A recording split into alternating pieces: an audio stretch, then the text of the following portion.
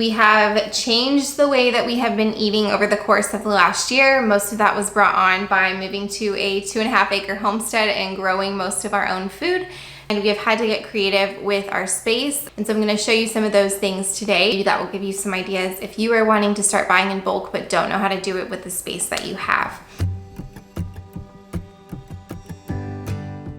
Hey friends, it's Lauren. Welcome back to my YouTube channel. I'm going to be telling you about these buckets back here today, what I store in them, how I use them, and then also take you through my pantry, which is just a couple of cabinets in my kitchen because I do not have a pantry. So thank you so much for being here. If you are not already subscribed to my channel, I would love it if you would subscribe and you will be the first to know when I have a new video released every Wednesday. We live in a 1920s farmhouse on a couple of acres. We're in the city. We're surrounded by a typical neighborhood. The land with our house was never developed, which we love. So we've started really changing how we think about our food. This year we bought beef and pork in bulk from a local farmer, and we have switched to eating primarily whole foods. Not as much processed. We still do eat processed foods, but I've really tried to limit it. One of the things that has helped with cooking from scratch is having some basic ingredients on hand. And so I'm going to show you what some of those ingredients are, how I store them, and also how I get them for a good price by buying in bulk. I have a very small kitchen. I'll show you in just a minute. And storage has always been an issue in here, but I finally found some things that have worked for keeping our food. Not long ago, I had a friend over and I was making lunch for us, and I opened up this door right here and so many things of food fell out. It was just really embarrassing. I think one of the things about cooking from scratch, I heard someone describe it as your kitchen is peaceful as opposed to being loud, like screaming with bright labels. And that's what I want. I want a peaceful kitchen. And so that's what I am working towards. So I'm gonna show you that today and how I organize my kitchen. So this is our kitchen, and it's hard to tell from being filmed, but I would say it's the size of a large walk-in closet. It is pretty small, but it's honestly become one of my most favorite rooms in the house because it is where I cook for our family. I'm going to show you how we have changed the way that we store our food and kind of how our food has changed as well. So this is our main cabinet where we store food. We store a little bit in this one too. These, I probably should relabel them and organize them a little better, but this is how it is for now. I have some different snacks, so like popcorn. We love making homemade popcorn. Some different baking things like baking soda, baking powder. These are labeled on top. And I think powdered sugar.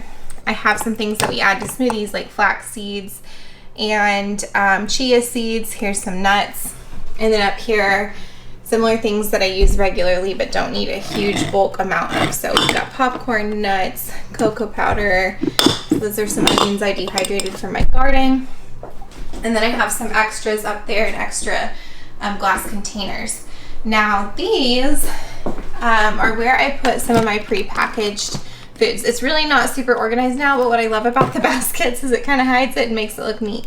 So we keep things like chips and crackers in here. This one, I think I've got marshmallows and cereal. It's a little random. And then I believe that this one has some like different soup mixes that I had bought a while ago to use with like our crock pot meals and some things like taco shells and things that I can use to make meals. So that's that cabinet. And before it was just completely overflowing, couldn't find anything.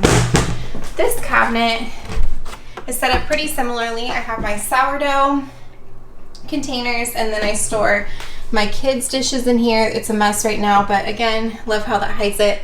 Extra spices and some different things for canning. Like I have these that I got from Target. They're these little turntables. I think they're called Lazy Susans.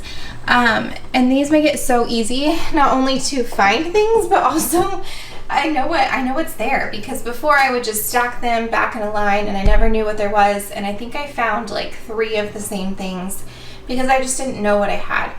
And I think I've got extra canning lids and supplies up there. More canned, like store-bought canned goods up here and sauces. So that has come a long way. This light, we need to take it out because it doesn't work and I always hit my head on it.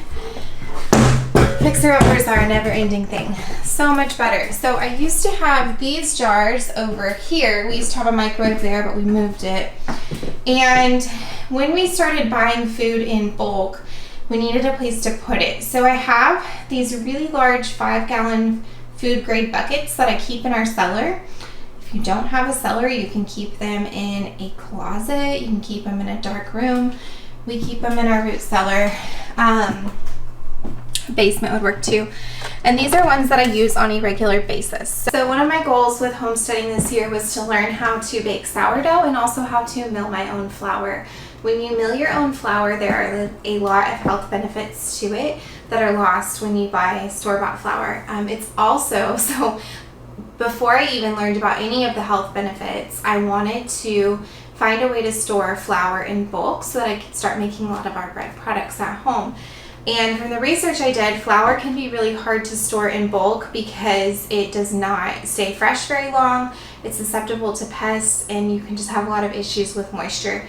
I thought about storing it in the freezer, but we bought our bulk meat orders and we just don't have room. And so I have a Nutri-Mill now, which I use to grind my own flour.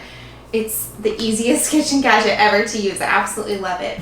And so I'm going to show you some of the things that I can put in that, and then also some of my other bulk foods.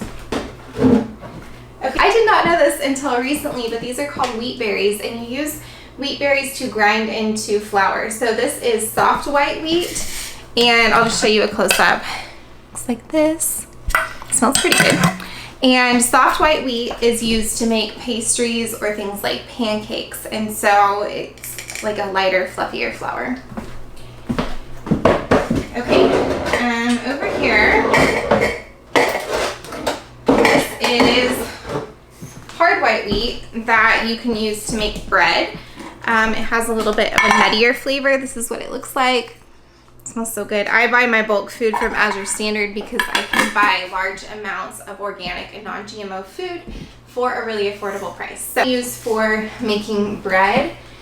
I also used it when I was making my own sourdough starters. I bought these in 25 to 50 pound bags, and then I just store the rest in those food grade buckets in my root cellar. I have another video kind of explaining my storage process for that. And then I keep a gallon size jar, which I also got from Azure Standard, in my pantry, and just use that for the week. I have 8 of them, and those 8 ingredients are things that I can use over and over again. I have 2 jars of beans. I just learned how to cook dried beans this week. It's so much cheaper, and it's actually really simple. So these are black beans, and then I also have, I think they're called Great Northern beans, some form of a white bean. And the way that I cooked them was I put them in, I soaked them, it was probably like close to 20 hours. I think you only have to do 4 to 12 hours. Put a little bit of salt and put them in a container and covered with at least 2 inches of water. And then I thought that they were going to get soft, but they did not. And so I started asking some people that had done this before, and they said they don't get soft. It just helps with the process. And then you can put them on heat. So I put them on a low heat for maybe an hour, and they were ready to go. They were perfect. You can do this a lot faster in an Instapot. You can also do it in a crock pot. There's a lot of recipes online for how to do that. I also have oatmeal. We love oatmeal. This is great for making homemade granola. It's perfect for making energy balls. I need to show you all how to make those sometime because they're one of our favorites in my kids, and I just love to eat oatmeal in the morning. Use them for cookies. You can put them in smoothies. This is a great food to have on hand. I also got organic jasmine rice. We love to have rice with lots of our dishes. We like to make veggie bowls almost every week, and then I don't know, I use it as a side. I really love to do rice bowls, and it was a lot cheaper buying it in bulk. This jar has some organic penne pasta. I need to refill it. It went pretty fast, and so I actually brought it up from my cellar to refill. But we love pasta. I've used this to make pesto pasta several times with basil from our garden. The last thing that I have is sugar, but I feel like you all know what sugar looks like, so I don't need to show you that. Okay, now I'm going to take you down to our root cellar to show you kind of some of the things that I have down there. It's not super organized, but it's come a long way from how it used to be.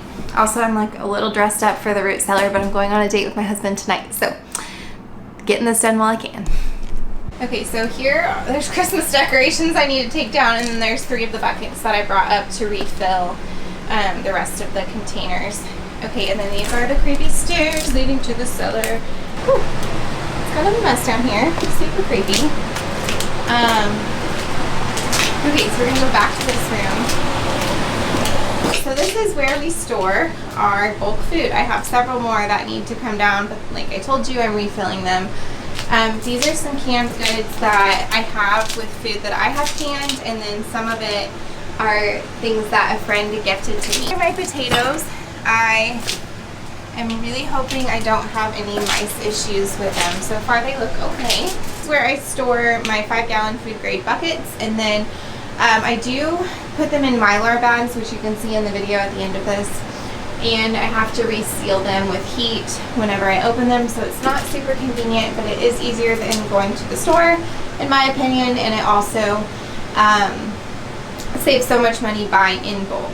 That is my pressure canner that I got for $5 at an estate sale, and I do not know if it's safe to use. Something that I have kind of had a mindset shift with when we moved to this place is smaller than our last home, but it has a lot more land, is that we would rather have, our family personally would rather have a smaller house with a lot less storage and get creative with that, have the space outside to do things like grow our food, have chickens, maybe get goats someday. But it means that we have to really be selective about what we bring into our home. And so we have been working on trying to, we're not extreme minimalists. I think when you're homesteading, it would be really hard to be a minimalist because there are a lot of supplies and tools needed. But we have been trying to just be really smart about what we bring into our home, to be selective about the things, and to regularly go through and assess if it's something that we need and have room for. So this is an ongoing thing that I'm trying to improve, but I've learned that you can be content wherever you are. We absolutely love our home. It doesn't have great storage, the kitchen's small, but we love it. It feels like home. And so I encourage you, if you are somebody who lives in a smaller home, or if you have, maybe if you're in an apartment or a duplex, or if you have very limited storage, really there's ways that you could make things look really nice without spending a lot. Getting rid of clutter really does make a difference with that. Thank you so much for watching. I hope that that gives you some ideas for how you can have bulk food in your home, even if you don't have a lot of storage. Even if you don't have a root cellar, you can do things like those glass jars, or store the 5-gallon buckets in a closet. I've left some information in the description box below with resources for where you can find the items that I showed you, as well as some tools for getting started with buying organic bulk foods, if that's something that's completely new to you. At the end of this video, I will have another video that will teach you about how to store bulk grains properly so that they last a long time, and how to keep them away from pests.